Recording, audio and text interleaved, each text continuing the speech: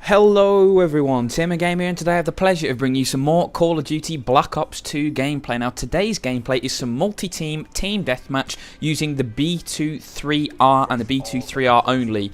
And this gameplay commentary is going to be all about using secondaries, but before I get onto that, I just want to apologise because unfortunately theatre mode bugged out, and this was one of the few times I wasn't recording live, and I completely regret it because theatre mode bugged out and it ends up cutting the last 30 seconds of gameplay off or something like that. But you don't end up missing much. All you do is you end up missing me get a couple more B23R kills, and I think one of my teammates gets a lightning strike or something like that, kills the rest of the team off, and we end up getting a pretty easy victory. But you know, the best part of this gameplay is pretty much straight off the bat because I get cheated out of a nuclear by a unfortunately placed claymore, and I end up cycling 2 VSATs, just going absolutely mental with this weapon.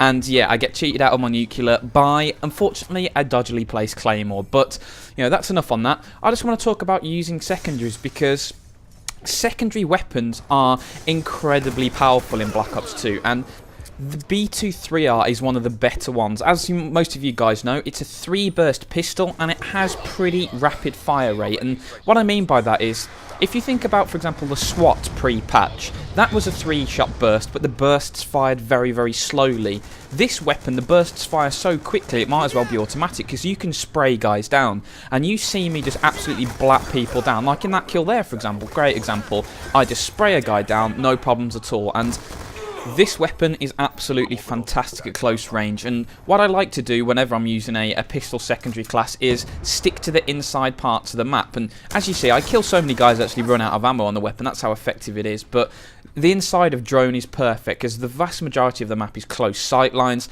and I end up dominating them so hard that they all rage quit. So you know, that was a pretty comprehensive start. But there is a little bit of discussion about whether secondary weapons are a little bit too powerful in Call of Duty Black Ops 2 because, like, for example, you saw there, the B23R was dominating and holding its own against a whole range of primary weapons. I mean, I came up with guys with Scorpions, like I've got now, with MTAR assault rifles, LMGs, and that weapon held its own. And some people say, oh, that's far too powerful for a secondary, but if you think of how the new class system works, and what I mean by this is obviously the 10-point system, because back in previous Call of Duties, Modern Warfare 2, etc., etc., you would have your primary weapon, your secondary weapon, your 3 perks, and then you'd have an attachment, and that was basically it. You had a very, very rigid system of what you were going to do. And what that meant in practice is that the vast majority of people, although they were different on the weapons or perk layout, they would have pretty much the same class layout. In Black Ops 2, that completely changes. You have the point system, so you get 10 points, you can spend them on however you want. So you get some people who run 6 perks and just a knife and just go completely mental, or they'll put 3 attachments on a weapon. And what this means is it's changed the secondary's role, because in every single Call of Duty apart from Modern Warfare 2, where the shotguns were just so overpowered it was untrue, secondary weapons have been pretty woeful. The vast majority of the weapon balancing was done with the assault rifles, the SMGs. They were much more powerful, and then your pistol really was just that emergency go-to weapon that if you quickly run out of ammo in your clip, you switch to your pistol and you try and blat a guy down and you hope for the best. Half the time it would work, the other time it wouldn't.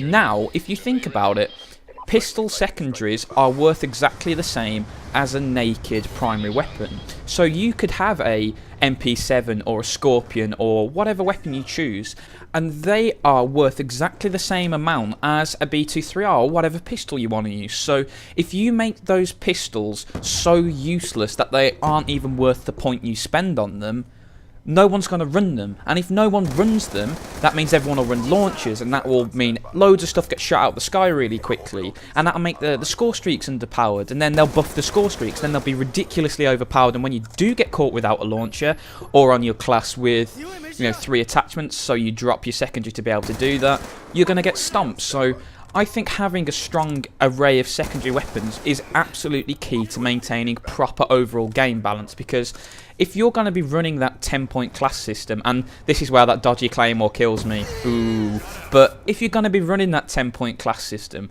you need to make sure that every single facet, every single option that you can spend a point on has its own unique strengths and weaknesses. And I think that they are very, very viable choices, pistols. You can see in this gameplay here, I run a pistol and I go mental. I get kill after kill after kill where I'm dominating people with SMGs, but you saw there, you know, I got caught outside and I tried to take on a gunfight that really wasn't in my favour and I got stomped because of it. So the pistols are very, very good at what they do. They're great at close range, but if you get caught with your kegs down, you are going to get stomped. And I think they fill a very, very nice niche.